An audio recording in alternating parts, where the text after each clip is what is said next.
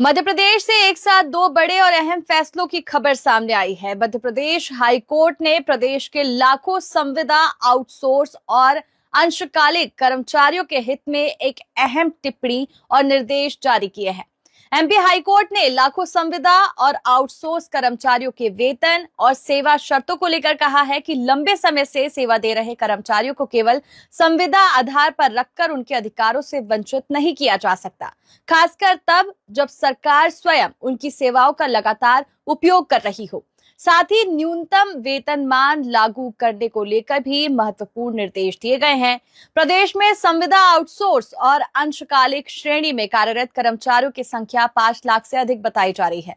इनमें करीब 2.5 लाख संविदा कर्मचारी, लगभग 1.5 लाख बिजली कंपनियों के कर्मचारी, सरकारी विभागों में करीब 1 लाख आउटसोर्स कर्मी और लगभग 12,000 अंशकालिक कर्मचारी शामिल हैं।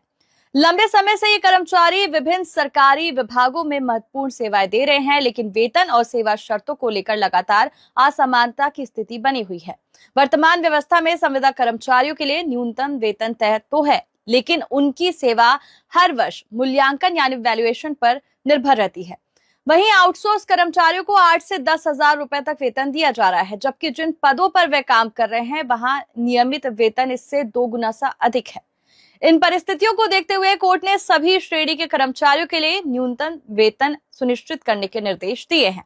हाईकोर्ट ने अपने आदेश में यह भी कहा है कि लंबे समय से कार्यरत कर्मचारियों को आजीविका के पर्याप्त साधन, आर्थिक न्याय और सम्मानजनक जीवन स्तर से वंचित नहीं किया जा सकता है। सरकार को इनकी सेवाओं की जरूरत है। कोर्ट ने माना है कि सरकार लगातार इन कर्मचारियों को संविदा आधार पर नियुक्त कर रही है, हर साल वैल्यूएशन कर सेवाएं जारी रख रही है। स्पष्ट है कि सरकार को उनकी सेवाओं की आवश्यकता है। कर्मचारियों ने याचिका दायर कर 7 अक्टूबर 2016 की नीति के तहत वर्गीकरण और न्यूनतम वेतनमान का लाभ देने की मांग की थी।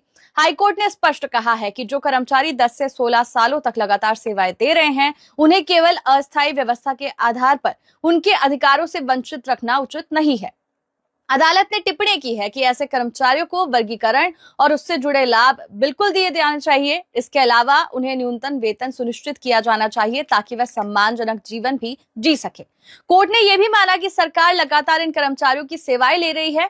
इससे यह स्पष्ट होता है कि उनकी आवश्यकता स्थायी प्रकृति की है। ऐसे में उन्हें कम वेतन या असुरक्षित सेवा शर्तों में रखना न्याय संगत नहीं है। इसी बीच राज्य की भर्ती प्रक्रिया से जुड़ा एक और महत्वपूर्ण मामला सामने आया है। सरकारी मेडिकल कॉलेजों में नर्सिंग ऑफिसर के 800 से अधिक पदों पर 100% महिला आरक्षण के खिलाफ याचिका पर सुनवाई कर